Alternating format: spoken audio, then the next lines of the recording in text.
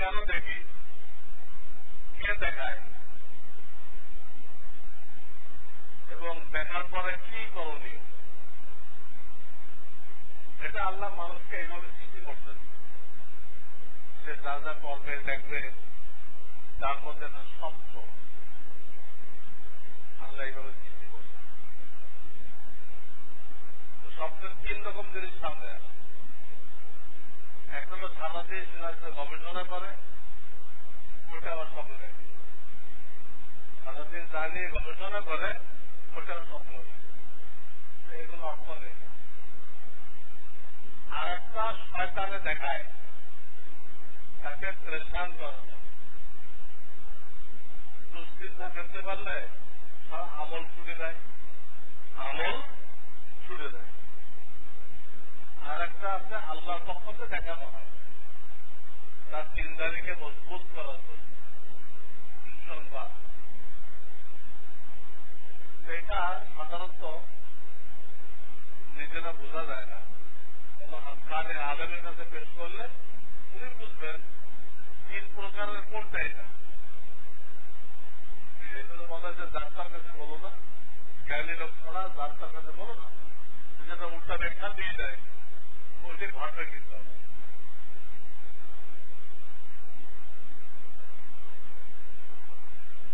খারাপ উপায়ে উপার্জিত অর্থ কি করবে, এটা ফকির মিসকিনকে সবের নিয়ে ছাড়া দিতে পারে। মসজিদ মাদ্রাসার উঁচুখানা টয়লেট বানানোর জন্য দিতে পারে।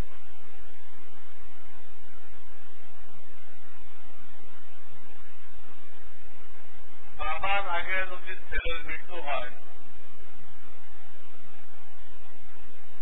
তখন ছেলের সম্পত্তির কোন অংশ কি তার বাবা মা পাবে কিনা? পাবে। বাপের আগে ছেলে মরে গেছে, ছেলের যদি নিজস্ব সম্পদ থাকে, তার ছেলে মেয়ে বিবি তো পাবেই, তার বাপ্পাও পাবে।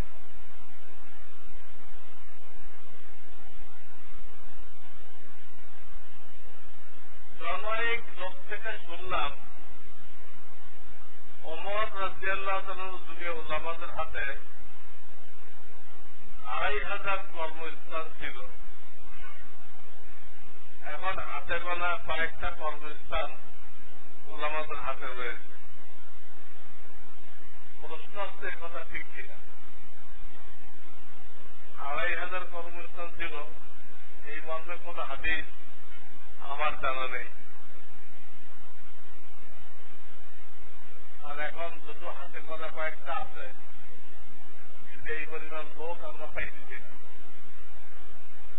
প্রত্যেক বছরের শুরুতে আমার কাছে যে পরিমাণ সুযোগ থাকে চাকরি দিতে, আমি তার অর্ধেক লোকও পাই না। আমার মাদ্রাসা থেকে আর এদিক খুঁজে এনে পূরণ করতে হয়। এরপরে অনেক চাহিদা থাকে, যারা আমার কাছে শিক্ষক চায়, আমি তাদেরকে শিক্ষক দিতে পারি না। কয়েকটা আছে, এই পরিমাণ লোক আমরা তৈরি করতে চাকরির অনেক সুযোগ থাকে।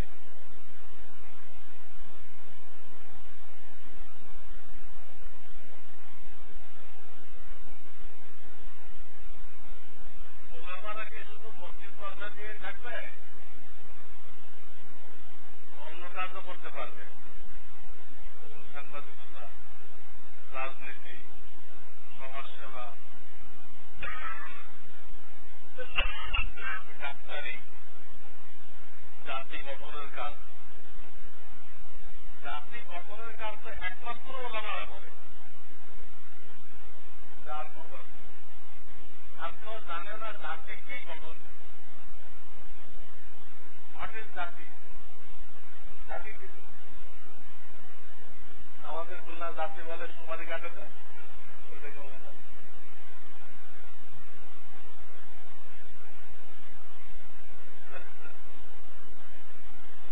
কিন্তু জাতিটা কি জিনিস সে করতে বাঙালি জাতি, কে করতে বাংলাদেশি জাতি, তা তো বহন করে শেষ করতে পারছে না জাতি।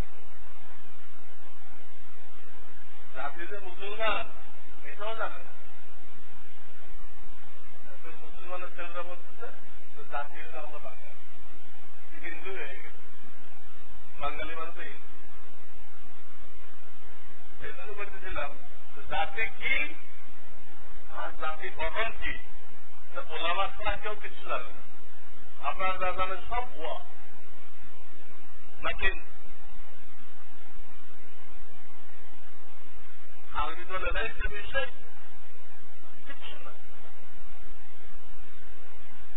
কিন্তু ওলামারা করতে আছে। মানুষ তৈরির কারখানা তো ওলামা। আর যেগুলো বলা আছে ডাক্তারি অমুক অমুক, সেটা করলে করতে পারে। ওরা আলম যদি ডাক্তারি পড়ে থাকে করতে পারে, নিষেধ তো। রাজনীতি করতে গেলে করতে পারে। ইসলামের রাজনীতি তো তবলিগের দাওয়াত হল, গণতন্ত্র মেনে নিয়ে পার্টি করা হয়, ইসলামের রাজনীতি না। গণতন্ত্র হল কুকুরতন্ত্র, এটা ইসলাম কায়েম করেন কি? আমার দেশে বহু বিশ্বাস, বহু আলেম ওলামা ইসলামের রাজনীতি করে, কিন্তু ইসলামের রাজনীতিটা কি ওটাও ওই বিশ্বাস জানে না, ওই আলেম সব জানে না।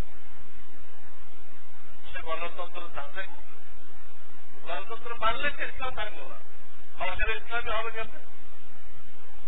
ইসলামী মত যেরকম হয় না, ইসলামী মত গণতন্ত্র মেনে নিয়ে কোন ইসলামী রাজনীতি হয় না। ইসলামে যখন রাজনীতি থাকে তবলিগ জামাত আছে আর দাওয়াতুল হক আছে। ইসলামী রাজনীতি বলে ওয়া'আদা আল্লাহু আল্লাযীনা আমানু মিনকুম ওয়া আমিলুস সালিহাতি লা ইস্তাখলিফান্নাহুম ফিল আরদ। তোমরা যদি ঈমান আমল ঠিক করো, আমি তোমাদেরকে জমিনের ক্ষমতা দান করব, রাষ্ট্রীয় ক্ষমতা দান করব। ঈমান আমল ঠিক করার মেহনত তবলিগ জামাত আর দাওয়াতুল হক ছাড়া দুনিয়াতে কেউ করছে না। ইসলামের নামে রাজনীতি করতে তাদের ঈমান ঠিক নেই। আরেকজন ঈমান ঠিক করবে কি? এর ঈমান গলত, এর ঈমানই গলত।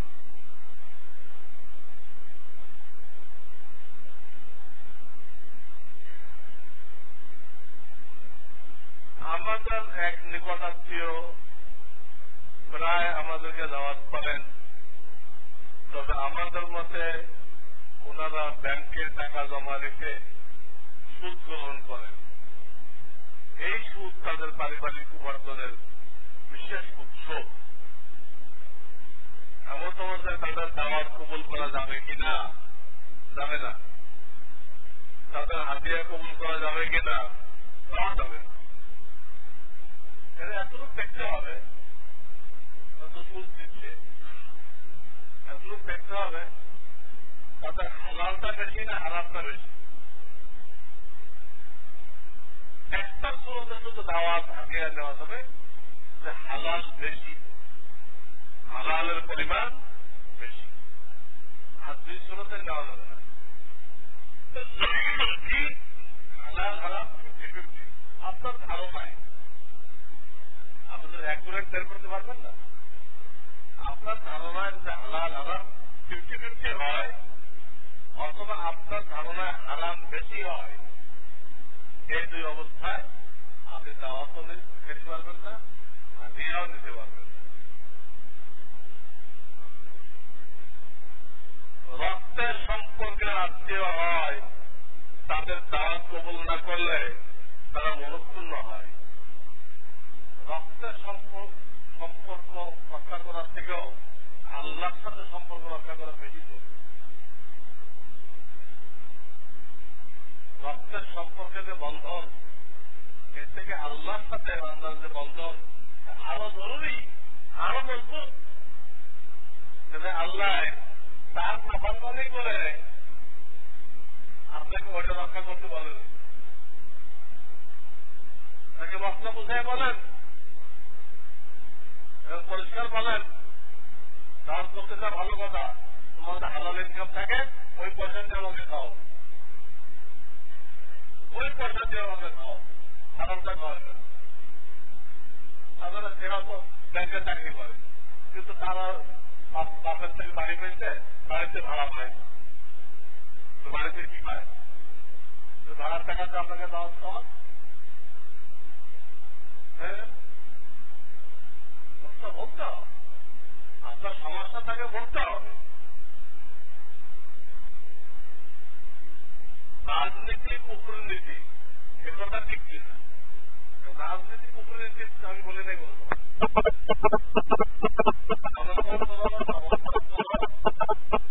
এইগুলো তো কুপুরিতন্ত্র।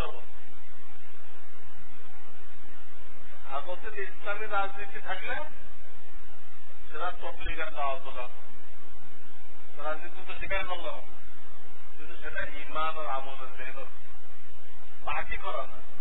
আমি একটা বাকি দিল, আসেন ভাই কোরআনের রসুলকে একসাথে ধরি, উনি একটা বাকি করলো, আসেন ভাই কোরআনের রসুলকে একসাথে ধরি। এরা করতে করতে তো সব মুসলমান ভাগ পাঠনা করে নিয়ে, আমার সাথে গেছে 20 জন, ওনার সাথে গেছে 20 জন, এর সাথে গেছে 15 জন, 60 মুখী, সব ভাগ পাঠনা করে ফেলছে। ভাগ পাঠনা করা যাবে, মুসলমানকে এক রাখতে হবে। ইসলামে একটা জাতীয়তা, দুটা জাতীয়তা, মুসলিম জাতীয়তাবাদ, কুফর জাতীয়তাবাদ। আমাদের ভাষার ভিত্তিতে জাতীয়তাবাদ জানাই, ভৌগোলিক সীমারেখার ভিত্তিতে, শরীরের রঙের ভিত্তিতে এসব জাতীয়তাবাদ ইসলাম স্বীকার করে না। এছাড়া মুসলমানদেরকে গ্রুপিং করা হয়, টুকরা টুকরা দেওয়া হয়, মুসলমানদেরকে দুর্বল করে দেওয়া হয়, এজন্য এগুলো যায়।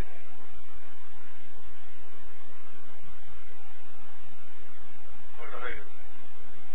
সুবহানাল্লাহ ওয়া বিহামদিহি, সুবহানাল্লাহ আল-আযীম। اللهم صل على سيدنا محمد وعلى آله وسلم. ربنا لا تزغ قلوبنا بعد إذ هديتنا وهب لنا من لدنك رحمة إنك أنت الوهاب. يا حي يا قيوم، يا حي يا قيوم، يا حي يا قيوم، برحمتك نستغيث. اصلح لنا شأننا كله ولا تكلنا إلى أنفسنا. سبحان ربك رب العزة عما يصفون وسلام على المرسلين. الحمد لله رب العالمين. آمين.